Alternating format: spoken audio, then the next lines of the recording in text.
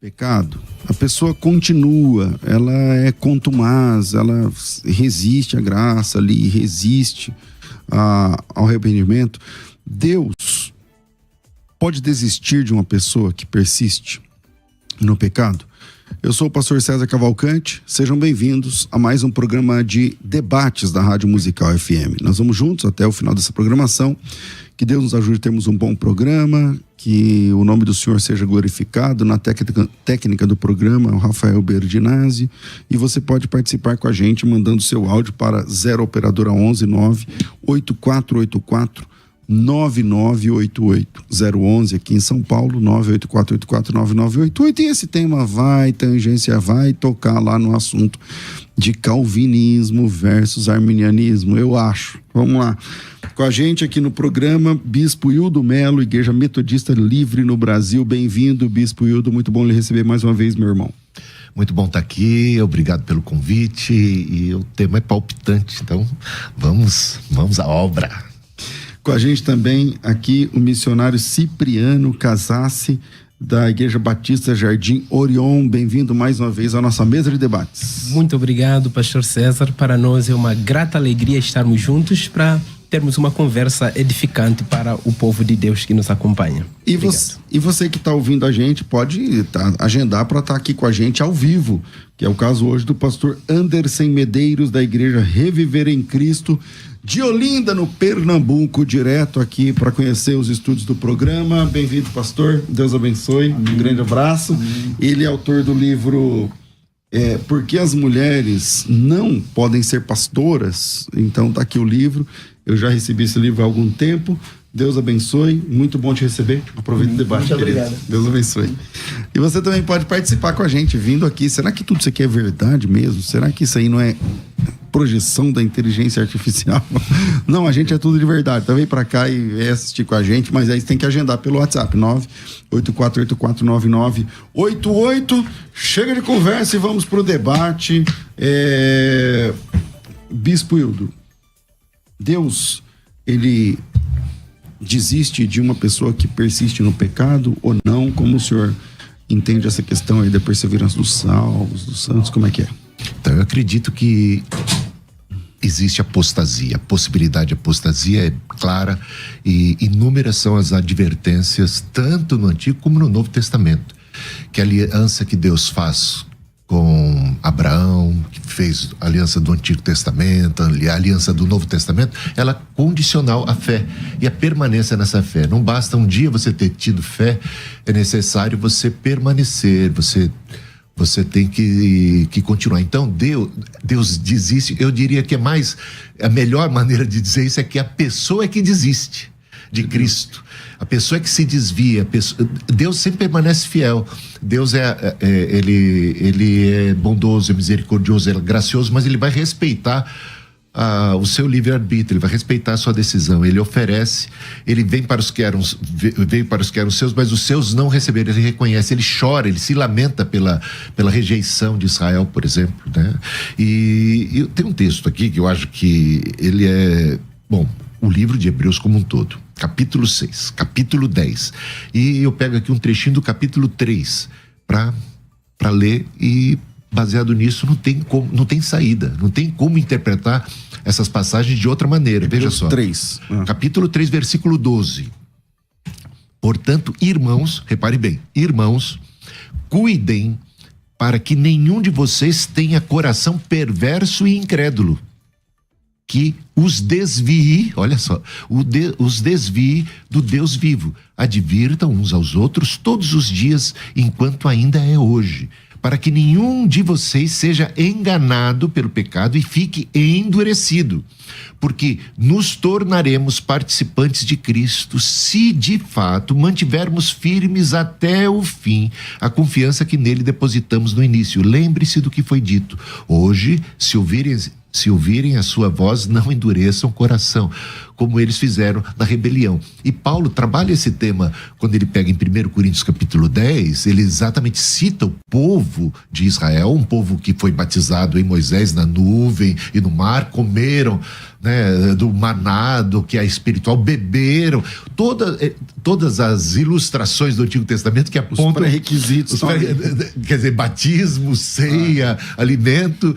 Mas Deus não se agradou da maioria deles por conta da idolatria, da pecaminosidade deles. E isto foi posto, olha o que Paulo diz, como exemplo para nós. E Paulo se inclui. Que não incorramos no mesmo erro. Aquele que está em pé, cuide para que não caia. Então, é possível alguém que está em pé, né, cair? Então, a gente vai ter várias terminologias, ou seja, ilustrações do Novo Testamento. O morno vai ser vomitado. Para ser vomitado tem que estar dentro. O ramo que não produz fruto é cortado. Ele estava ligado à árvore. Aliás, os ramos naturais foram cortados por conta da incredulidade. Diz Paulo em Romanos capítulo 11: tema você que se Deus não poupou os ramos originais, naturais, imagina vocês que estão em Cristo, falando aos crentes em Roma, que vocês não incorram no mesmo erro, porque se Deus não poupou os originais, e a gente vê isso. Quanto mais os enxertados. Quanto mais os que foram enxertados. Então, é preciso crer e continuar crendo, e permanecer firme desde que até o fim. Okay. Portanto, isso é o ensino muito claro da Bíblia. Ok, antes de passar aqui a palavra ao missionário Cipriano, eu esqueci aqui de anunciar a enquete. Tá rolando lá no @FM Rádio Musical. Deus desiste de uma pessoa que persiste no pecado? Nesse momento 31% está dizendo que sim, 69% está dizendo que não. Esse número pode mudar, aumentar ou diminuir à medida que você passe lá no @FM Rádio Musical, siga lá a página e vem com a gente. Missionário, tá contigo. Bom, a esta pergunta nós respondemos mais uma vez com um sonoro e retumbante não. Deus jamais desistirá de salvar, de insistir em salvar aquele que persiste de igual modo no pecado, porque nós entendemos que enquanto a graça salvadora de Deus do lado de cada eternidade estiver disponível para redimir, nós veremos o nosso Deus sempre oferecendo oportunidade para a salvação, porque em última análise a redenção ela está fundamentada não no homem, mas sim no caráter de Deus. Quem é o nosso Deus, o que Ele fez por nós e, acima de tudo, na confiabilidade da palavra de Deus. Por exemplo, a Bíblia diz no Salmo 103, versículo 3, que o Senhor, nosso Deus, é longânimo. Salmo 145, 8, o Senhor, nosso Deus, é tardio em irar-se. Romanos 15, 5, Paulo declara que o Senhor, nosso Deus, é o Deus de toda a paciência. E o que é a paciência de Deus? É, portanto, esse aspecto da bondade de Deus, que em virtude da qual Ele suporta o pecador obstinado, malévolo, apesar da sua persistente desobediência. Esta paciência é, então, revelada na forma como nosso Deus vai adiando o juízo, o derramamento do seu juízo sobre a vida dos pecadores. O dia de hoje, o facto de termos visto o raiar do sol, pastor, é uma prova contundente de que o nosso Deus não desiste de pecadores impenitentes. Ok, Bispo Hildo. Então, eu concordo que Deus seja longânimo, benigno, e a bondade de Deus que nos conduz ao arrependimento e tudo mais. Mas veja só, existe sempre um limite, né? Que é o da obstinação humana. Por isso, cuidado, não haja em vós um perverso coração de iniquidade, de incredulidade, que venha vos afastar do Deus vivo. Isso é uma possibilidade. O autor de Hebreus, então, no capítulo 10, aí ele é mais forte, mais contundente ainda. Ele diz: se continuarmos, se nós continuarmos a pecar deliberadamente, depois de termos recebido o pleno conhecimento da verdade, já não resta sacrifício pelos pecados, mas apenas uma terrível expectativa de juízo de fogo ardente que consumirá os inimigos de Deus. Quem rejeita o Filho de Deus e profana o sangue da aliança com o qual foi santificado, olha só a gravidade desse pecado. Trata-se de alguém que vai rejeitar o Filho de Deus com sangue que foi santificado, alguém que foi santificado pelo sangue de Jesus. Esse tem grande indignação no Senhor e merece receber tanto juízo como a sua ignorância. É terrível cair nas mãos do Deus vivo. Esse é o capítulo 10, não é? Esse é o capítulo 10, versículos 26 a 31. Eu estou aqui na versão... Você falou do 6, mas é o 10. É 10. Capítulo 10, versículos 26 a 31. E o capítulo 6, então, versículos 4 e 6. É impossível, pois, que aqueles que uma vez foram iluminados, provaram o dom celestial, tornaram a se tornar participantes do Espírito Santo, experimentaram a boa palavra de Deus e os poderes do mundo vindouro, e depois disso caíram, sejam eles renovados para arrependimento, pois de novo estão crucificando o Filho de Deus e expondo a desonra, a humilhação. Bom, missionário Cipriano, os textos estão aí, como lidar aí? É verdade a música que diz os calvinistas aos judeus, ninguém explica Hebreus? Bem, na verdade, estes textos, estas advertências bíblicas que o bispo cita e muito bem, elas não provam que Deus desiste dos pecadores impenitentes. Pelo contrário, estas advertências são prova contundente da paciência de Deus. Estas advertências apontam a paciência de Deus. São providências divinas para demonstrar que Ele é paciente para com o pecador. Por isso é que Deus adverte. Sim. Por isso que Deus está apresentando estas advertências, exatamente para demonstrar que o nosso Deus é paciente. Se assim não fosse, Deus não advertiria. Deus derramaria logo o seu juízo. Prova disso que a Bíblia em si é uma providência para demonstrar que o nosso Deus é infinitamente paciente, longânimo, tardio em irar-se, pronto para perdoar até o mais terrível dos pecadores impenitentes. É o que nós lemos, por exemplo, em Romanos, capítulo número 15, versículo 4. Olha, diz: tudo quanto outrora fora escrito para o nosso ensino foi escrito. Qual é a finalidade? A fim de que, pela paciência e pela consolação das Escrituras, tenhamos esperança. As Escrituras é uma ação providente de Deus. Vou dizer assim, a revelação da Bíblia é uma ação providente de Deus, exatamente para deixar escancarados os nossos olhos que o nosso Deus é um Deus paciente, que quer a nossa redenção. Continuando, ora, o Deus da paciência e da consolação vos conceda o mesmo sentir. Agora, quando, em último lugar, esse último texto que o bispo cita, Hebreus 6, ele é um texto problemático. Se o bispo apresenta este texto para dizer que, por causa desta palavra, desse texto, é uma prova de que Deus desiste do pecador. Então, o bispo está dizendo que o crente não peca. Não, é isso? Não estou dizendo. Porque o texto diz que aquele que experimentou das bem-aventuranças espirituais e ele caiu, é impossível que seja restaurado. Então, isso se aplica ao cristão? Vamos lá, bispo. Não, você talvez esteja me interpretando mal ou interpretando mal o texto, porque aqui não se trata... Vamos elucidar. Porque não se trata aqui de pecar, né? Uhum. Certamente nós temos exemplos, milhares de exemplos na Bíblia de servos de Deus que acabam incorrendo em erro, incorrendo em pecado. E que persistiram no pecado. Agora, persistir no pecado, e isso aí ele está aqui citando, o termo aqui é cair, né? Caíram. E o problema do livro de Hebreus é que ele está abordando ali, era a apostasia. Eram as pessoas que haviam abraçado a fé cristã e que estavam agora retrocedendo, abandonando a sua confiança no sacrifício de Cristo e querendo voltar para os rituais de sacrifício de cordeiro, do templo, essas coisas todas. Ou seja, era um retrocesso, era deixar sua confiança, sua fé em Cristo e pecar e cair no sentido de abandonar a confiança no Cristo Salvador. Né? É um perverso coração de incredulidade, é disso que trata o capítulo 3, portanto, dentro do contexto, é um perverso coração de incredulidade que acaba afastando aqueles que são irmãos do Deus vivo. Eles tinham fé, mas eles acabam se desviando da fé caindo da graça.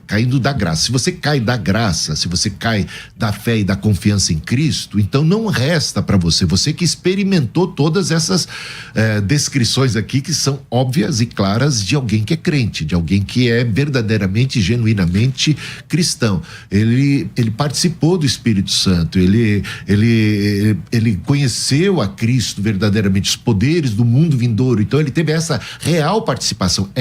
Veja, a gravidade se dá pela comunhão verdadeira que essa pessoa tem. Ela está cometendo um grave erro porque ela teve uma experiência genuína, é por isso que é irrecuperável.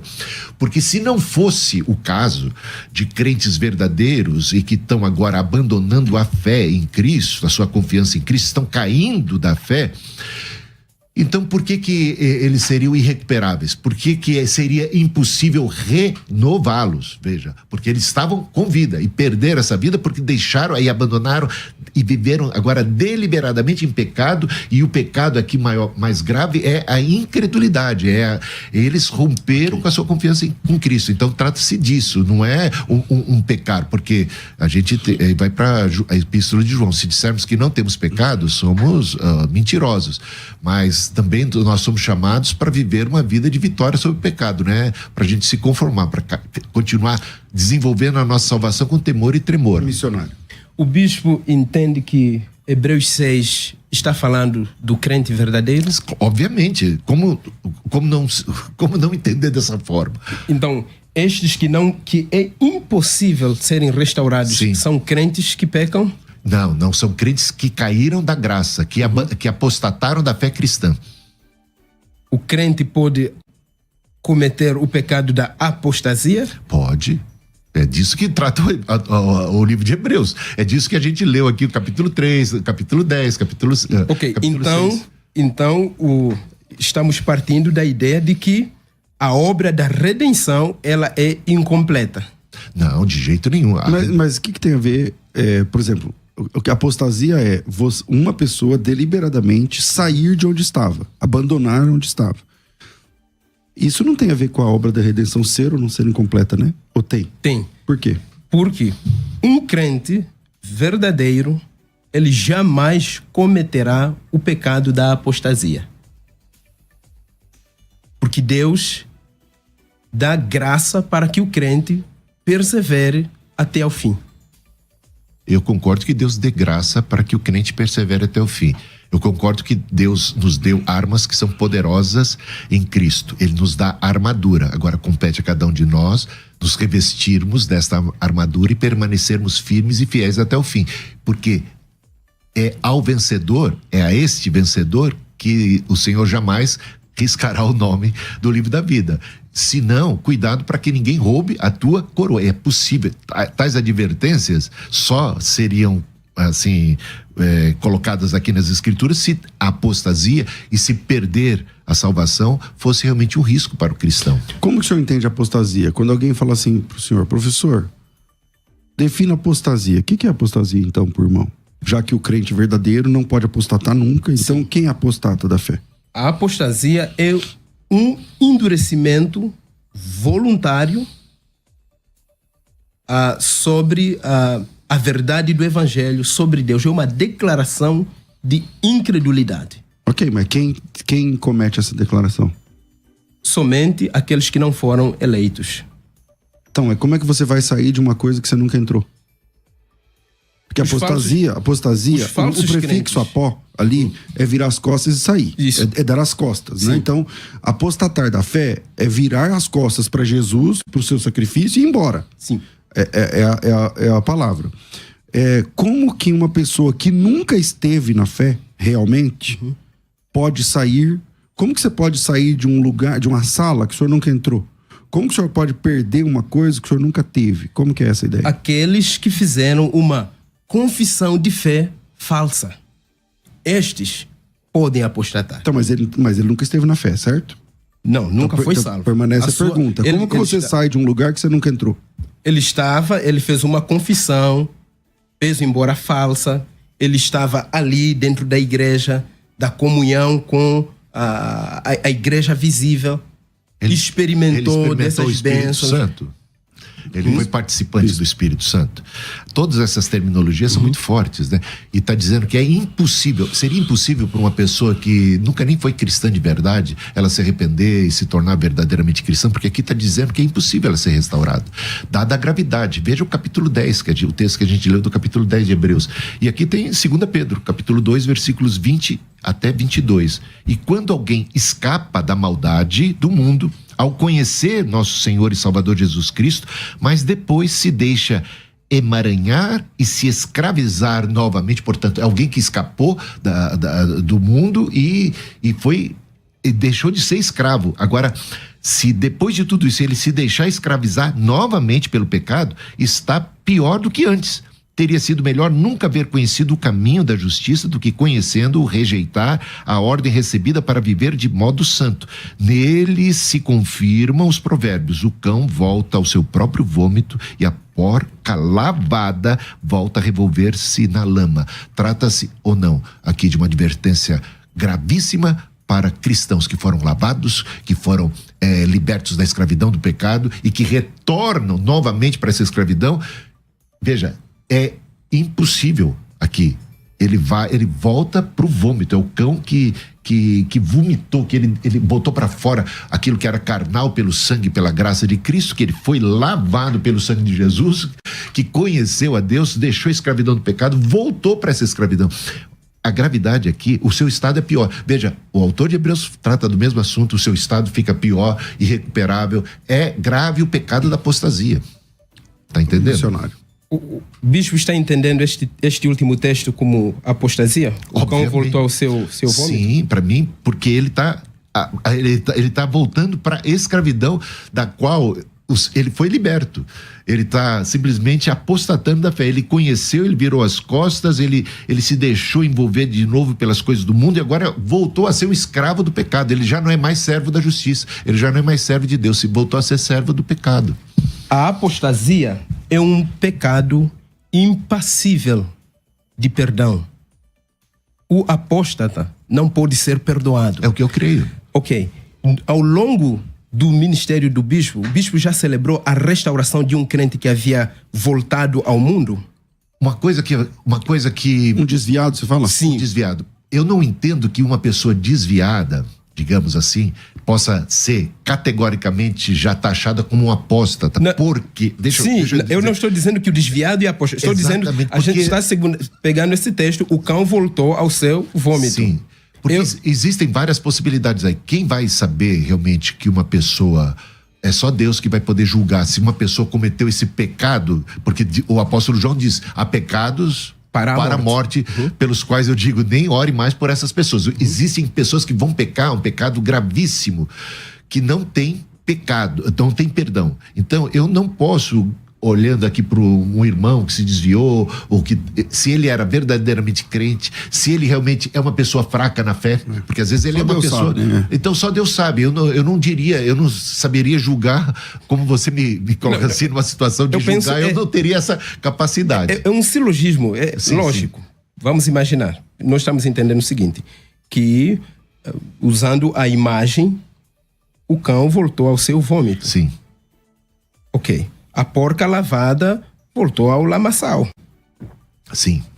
É a figura do crente. A advertência é esta. Claro. Que o crente deve buscar manter-se na santidade e perseverar. A advertência para o crente verdadeiro? Essa advertência é para o crente verdadeiro? Sim, também. Então ele corre esse risco? Sim. O crente verdadeiro pode desviar-se do caminho da verdade. O crente verdadeiro peca. E se ele não voltar? O crente verdadeiro jamais deixará de voltar. Bom, essa é a beleza do evangelho. É que, em última análise, a nossa redenção reside no caráter e na confiabilidade da verdade das Escrituras. Que é o mesmo Deus que nos salva, que nos redime, é o mesmo Deus que pacientemente Ele... insiste em nos chamar quando a gente se desvia dos seus caminhos. Cipriano, você citou Romanos, né, capítulo 15. Eu citei Romanos capítulo 11, né, por exemplo, versículo 21. Se Deus não poupou os ramos naturais, não poupará você. O que aconteceu com os ramos naturais que foram incrédulos? Eles foram cortados.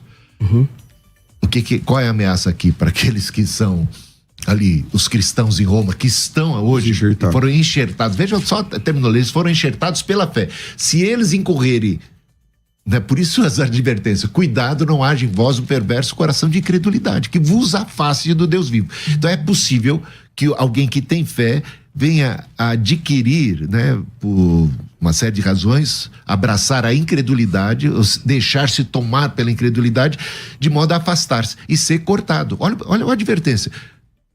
Se Deus não poupou os ramos originais e eles foram cortados, olha lá, quando eu li o capítulo 3, jamais entrarão no meu descanso, né?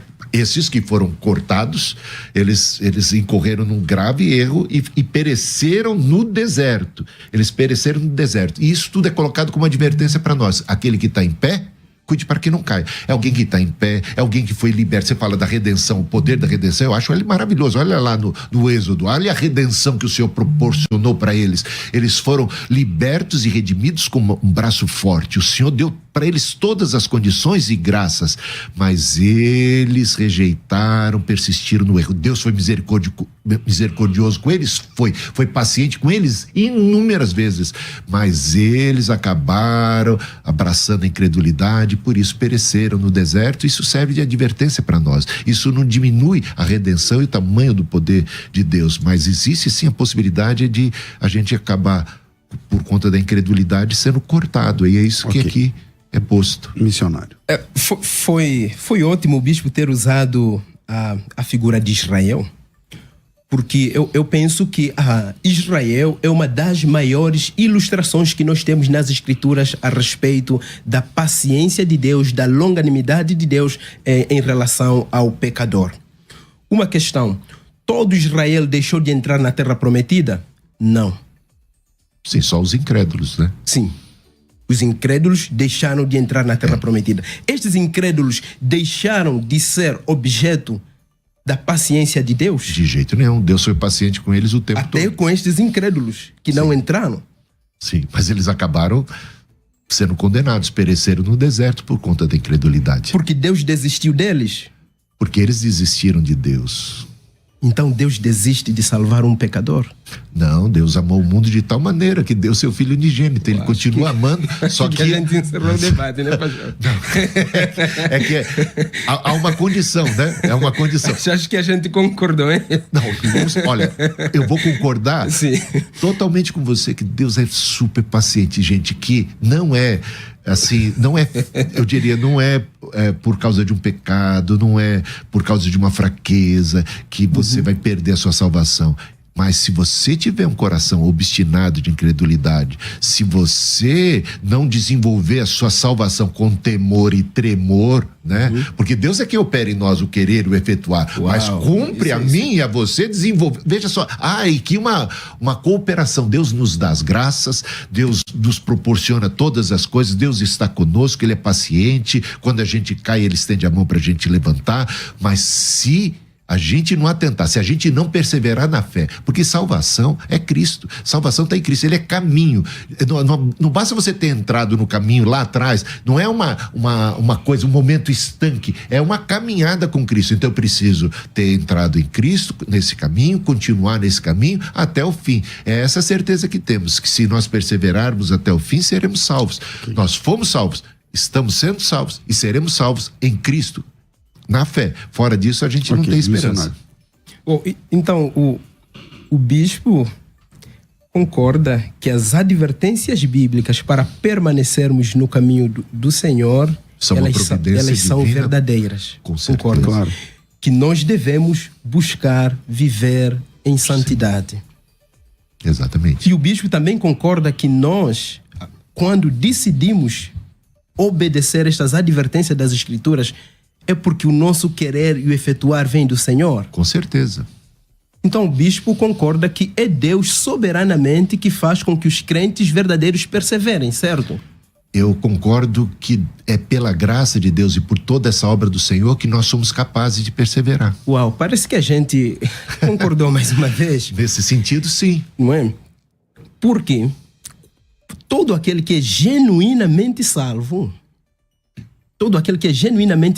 ele é objeto da paciência de Deus, mesmo diante das suas fragilidades.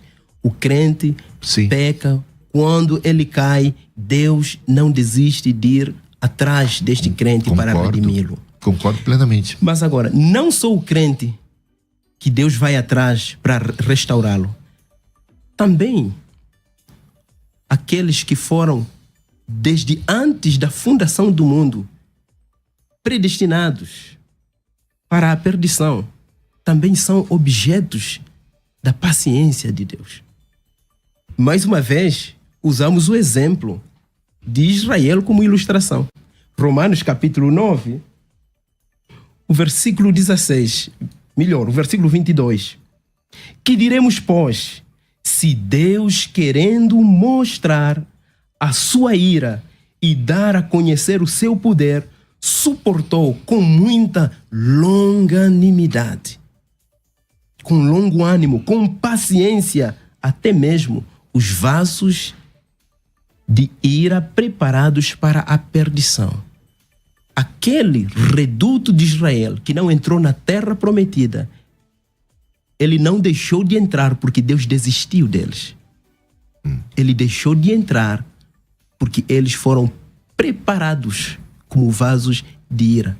E ainda assim, Deus continuamente demonstrou a sua paciência, a sua longanimidade. Deus foi tardio em irar-se com o pecado daquele povo. Portanto, Deus, mais uma vez, jamais desistirá de salvar até o pior dos pecadores impenitentes.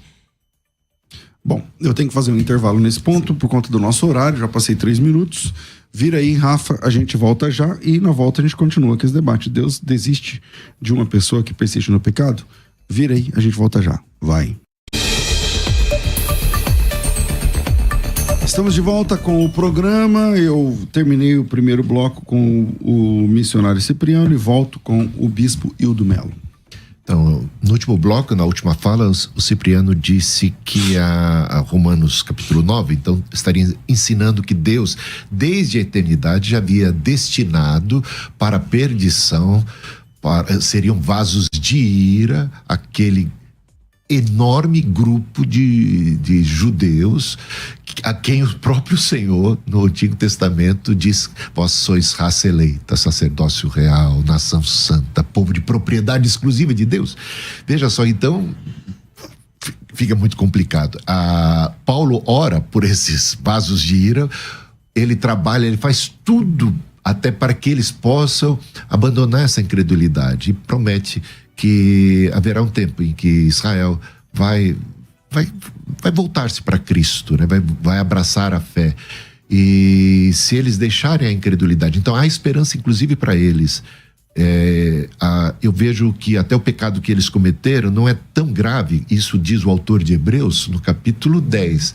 Nós, os cristãos, que experimentamos esses poderes do mundo vindouro, que estávamos em Cristo, que fomos lavados pelo sangue de Cristo, o nosso pecado, a nossa apostasia é de uma gravidade muito maior do que foi a dos judeus, porque eles não experimentaram o Cristo e a redenção da cruz e os poderes do mundo vindouro e o Espírito Santo. Então eles teriam esperança, diz o apóstolo Paulo, de serem reenxertados novamente, de serem de regressar, de se abandonarem à incredulidade. E ele tem esperança de que isso venha a acontecer. Portanto, eles não são pessoas, um grupo de pessoas que Deus já desde de sempre já teria destinado para a perdição.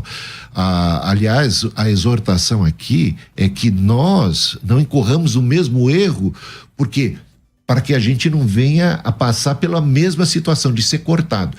Portanto, para ser cortado precisa ter estado, para ser vomitado tem que ter estado dentro.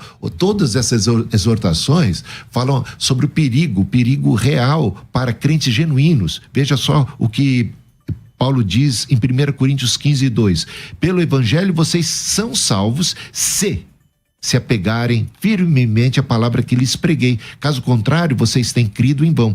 E Apocalipse 3:11: venho em breve, retenha o que você tem, para que ninguém tome a sua coroa. Você tem ou não tem? Tem coroa que vai ser tomada. Olha o perigo que é colocado aqui pelas palavras de Jesus. E Colossenses 1:23: se é que vocês permanecem na fé, alicerçados e firmes, sem se afastarem da esperança do evangelho que ouviram. Olha a advertência aqui. E 1 Timóteo 1,19.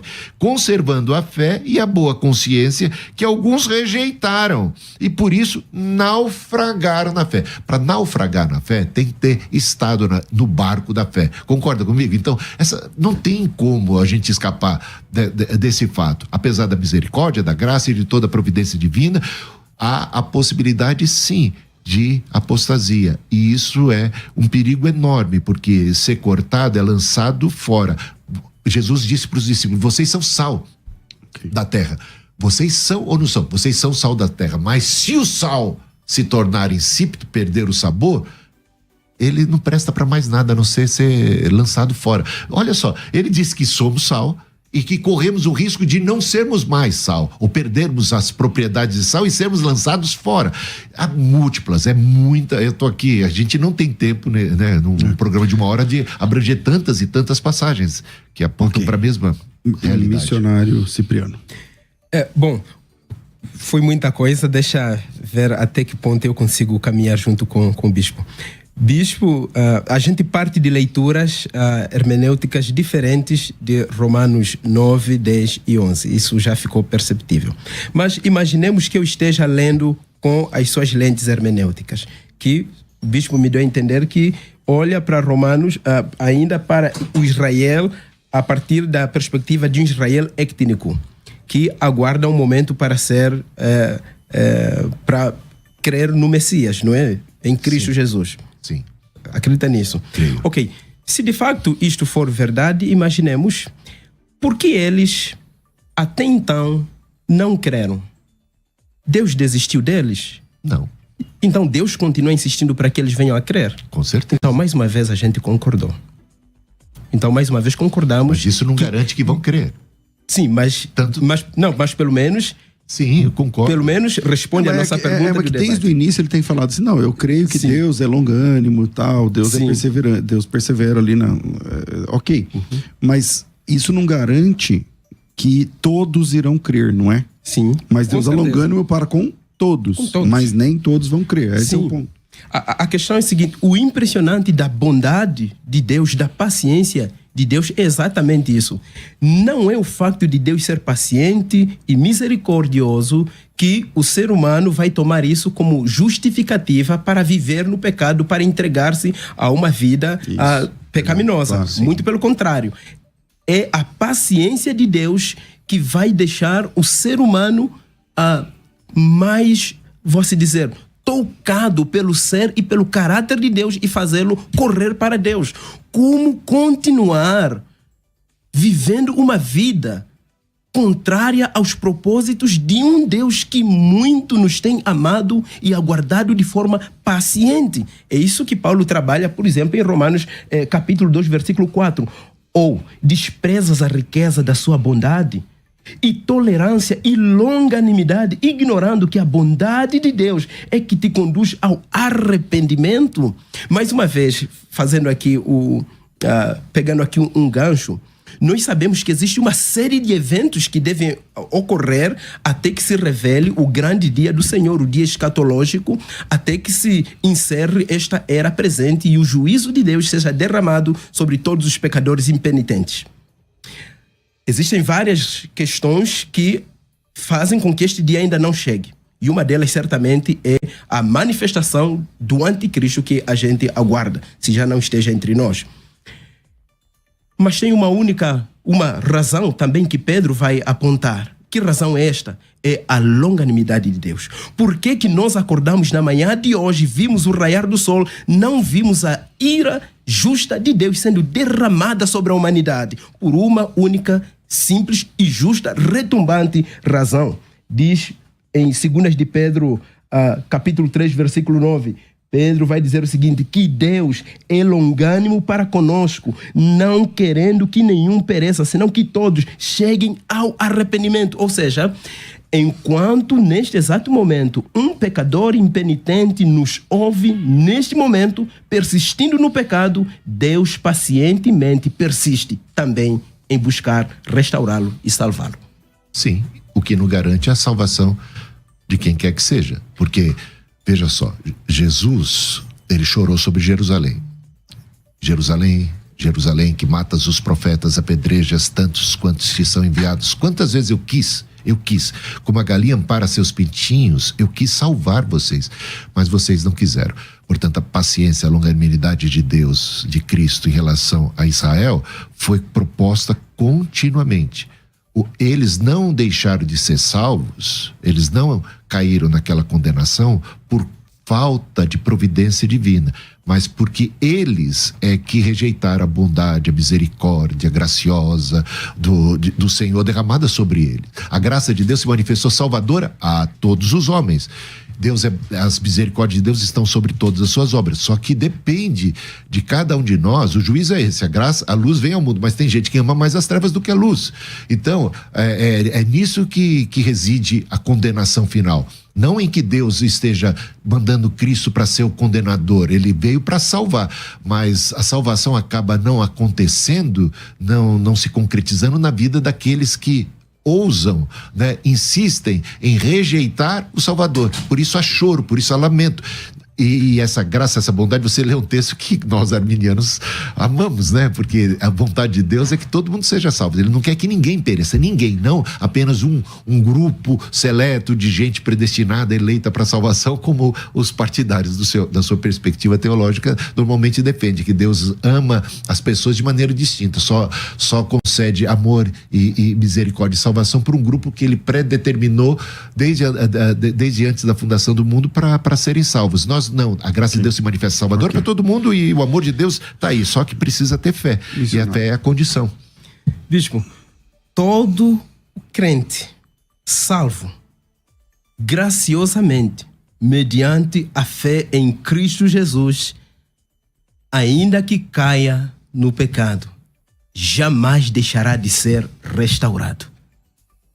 O Senhor Jesus deu esta promessa, João capítulo 6, ele diz: e a vontade de quem me enviou é esta, que nenhum eu perca de todos os que me deu, pelo contrário, eu os ressuscitarei no último dia. Todos aqueles que foram salvos por Cristo Jesus jamais deixarão de adentrar as mansões celestiais. Essa é a grande esperança do Evangelho. Ainda que eles neste momento estejam vivendo no pecado de forma impenitente, eles não resistirão à voz do Espírito Santo e do Evangelho até ao fim. Okay. Bom, isso é sua fala, né? Porque essa é a fala de Jesus. A hora que tá ficando bom esse programa, tem que terminar por conta do... Não, eu sei, é sua interpretação, eu diria. Deixa eu ler um Seja fiel até a morte e dar-te a coroa da vida. Se o negarmos, ele também nos negará. Eu teria, inúmeros textos. Olha a experiência a esperança do Evangelho. A esperança do Evangelho é Judas. É interessante, quando você lê essa... É uma carta que fala de apostasia. Eu acho maravilhosa, né? Bispo, vai encontrar nesta epístola advertências para que a gente se mantenha em santidade. Por exemplo, você vai olhar no versículo 21, guardai-vos no amor de Deus. Crente, guarde-se no amor de Deus. E olha como termina. E olha como termina o versículo 24. Ora, aquele que é poderoso para vos guardar de tropeço. Ele é poderoso mesmo. Você deve guardar-se. Bom, vamos lá. Mas por quê? Infelizmente, porque é Deus quem guarda você. Infelizmente, hoje eu queria que o debate tivesse o dobro do tempo. Com o horário político, não dá mais pra gente continuar no próximo bloco, como a gente faz sempre aqui. Mas eu quero agradecer. Bispo, muito obrigado pela sua presença. Fica o gostinho aqui para um segundo momento. Ótimo, se der, a gente marca uma parte 2. Quem quiser te encontrar, encontra por onde? Hildo Melo, né? Você me encontra tanto no Instagram, no Facebook, no YouTube, no meu canal do YouTube. Tem também um blog de escatologia e teologia, né? Aliás, eu escrevi um texto enorme, um estudo enorme sobre a possibilidade da apostasia, sobre o risco da apostasia. Você encontra lá em escatologiacristã.blogspot.com. E também no meu Facebook eu publiquei esse texto, tá lá também. Legal. Missionário, obrigado mais uma vez. Quem quiser te encontrar, encontra por onde? Bom, nós estamos na Igreja Batista, primeira Igreja Batista no Jardim Orion, Zona Sul, Interlagos. E quiser conversar, está ali o meu Instagram, Cipriano Cassassi. E o irmão é da Angola, não é? Sim, eu venho de Angola, bem do sul, extremo sul de Angola. Maravilha. Então, gente falando que você é do Haiti. Então, onde que pensar? Haiti. Sotaque português. Exatamente. Bom, obrigado tanto ao missionário Cipriano quanto ao bispo Hildo Melo. Deus abençoe a todos.